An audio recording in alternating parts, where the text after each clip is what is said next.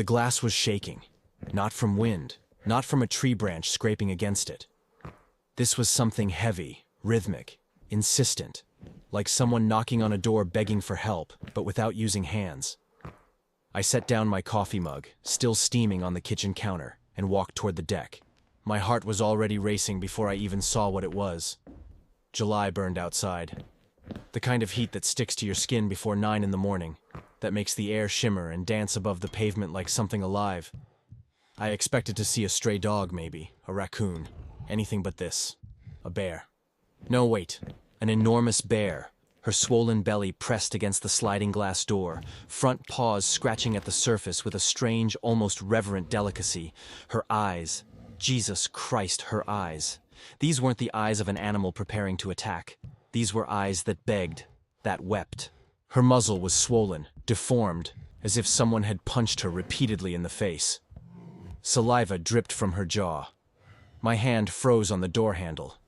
I should have run, should have called animal control, locked every door, screamed for help. But I couldn't look away from those eyes.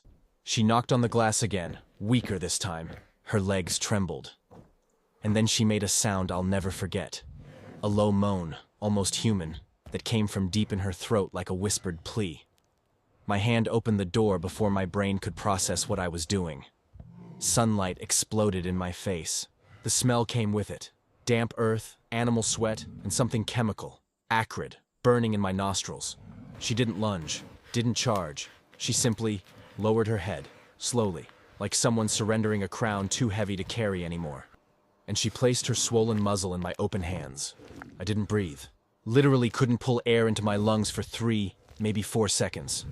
Her muzzle was hot, wet, pulsing against my palms like an exposed heart. Tears ran down through her dark fur.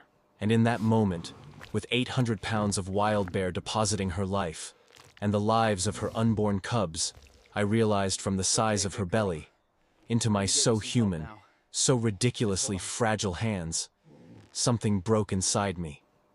Not from fear, from awe, from a responsibility I never asked for, but that was now mine. Easy, I said. My voice came out hoarse, shaking. I'm going to help you. As if she understood, the bear lay down right there, on my wooden deck. Back legs folded, belly pressed to the ground. She panted. The July sun showed no mercy. I could already feel my neck burning, sweat running down my spine. I ran inside, hands shaking, brain in full panic mode. What do I do? Milk, activated charcoal, water. Something to neutralize poison, for God's sake. Something. My fingers fumbled with my phone, dialing the veterinarian while I threw things into a basin. Towels, filtered water. The bottle of activated charcoal I'd kept since that time my dog ate chocolate. The voice on the other end was metallic, distant. Don't approach. Poisoned animals become aggressive. Wait for the wildlife team. I hung up. There was no time. When I came back outside, she was still there. Motionless. Trusting. Eyes fixed on me. I knelt beside her. The wooden deck was already scorching under my knees. My hands touched the side of her swollen muzzle, and she didn't react. Just closed her eyes for a second, as if saying, I know you'll do the right thing. I opened her mouth carefully. Her teeth were massive, yellowed, capable of tearing my arm off with one movement, and poured the diluted charcoal mixture directly down her throat. She swallowed, coughed, spit some back up, but she didn't bite. Time became strange after that. I don't know if it was 20 minutes or 2 hours. The sun climbed higher, increasingly merciless. I soaked towels in cold water and laid them over her head, over that swollen face that looked nothing like a bear should look. Her belly rose and fell, rose and fell. The cubs inside must have felt every labored breath. I sat there on the burning wood, one hand resting on her damp fur, feeling her breathing slow down gradually. The swelling began to decrease. Slow, but visible. The tears stopped. Her eyes opened wider, less clouded, less desperate. I kept talking to her. Nonsense, really. The kind of things you say to a scared child. You're going to be okay. Your babies are going to be okay. Just breathe. Just keep breathing. Did she understand the words? No. but she understood the tone.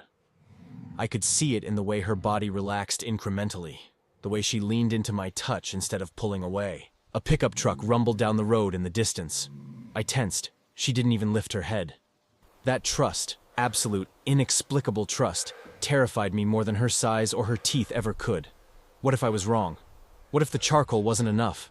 What if I was just a man playing at being a savior while she died slowly on my deck, her cubs dying inside her? My throat tightened. I blinked hard against the sun, but her breathing steadied. The rhythm became deeper, more regular. The swelling around her eyes decreased enough that I could see their true color. A rich brown, almost amber in the harsh light. Beautiful. She looked at me, and for the first time since I'd opened that door, I saw something other than desperation in those eyes. Recognition, maybe. Gratitude? I don't know. I'll never know. But it was something that passed between us. Something wordless and ancient. The neighbor's sprinklers turned on with a sudden hiss. She flinched but didn't rise. I kept my hand on her back, feeling the muscles beneath the fur, the life still fighting inside. "It's okay," I whispered. "Just water, just noise." The mist from the sprinklers drifted toward us on the hot breeze, tiny droplets catching the light. She closed her eyes. When the sun was too high to stay out any longer, when the heat became suffocating even in the shade, the bear stood up. Her legs were still weak, shaking slightly, but steady enough. She took one step, then another.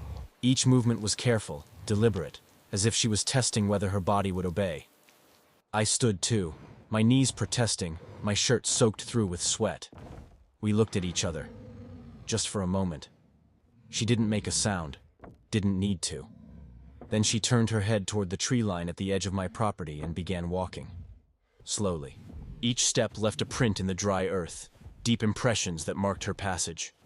I stood there on the deck, exhausted, trembling, my hands still shaking, watching her disappear between the pine trees. The sunlight flickered through the branches as she moved, creating a strobe effect. There, gone, there, gone, until finally she was just shadow and memory. I don't know if the cubs were born, don't know if she survived the long-term effects of the poison, but I know that on that July morning, something larger than any logic occurred. A wild animal, pregnant, poisoned, chose to trust. And I, just a man with hands too small for the task, was chosen to answer that silent request. Sometimes I still look at that glass door and see the paw prints on the surface. Faint now, almost invisible, but there if you know where to look. And I think, maybe we just need to believe that asking for help is worth it, even when everything says it isn't, even when the door might not open. But sometimes it does. And on the other side stands someone who'll kneel in the burning sun beside you, pour medicine down your throat with shaking hands, and believe, despite all reason, that you're worth saving, that your unborn cubs are worth saving, that this moment, this impossible connection between wild and tame, predator and prey, is exactly what the universe needed to happen right then. I wiped down the glass that afternoon, removed most of the scratches and smudges, but I left the paw prints. They're still there, catching the light on certain mornings. A reminder that sometimes the most important doors we open aren't the ones leading out. They're the ones leading in. Letting the desperate, the dying, the trusting, cross the threshold into safety. Even when we're terrified. Even when we have no idea what we're doing. Even when every instinct screams to stay safe behind locked doors. We open them anyway. Because maybe that's what it means to be human. Not the absence of fear, but the presence of choice. And choosing mercy when mercy makes no sense at all.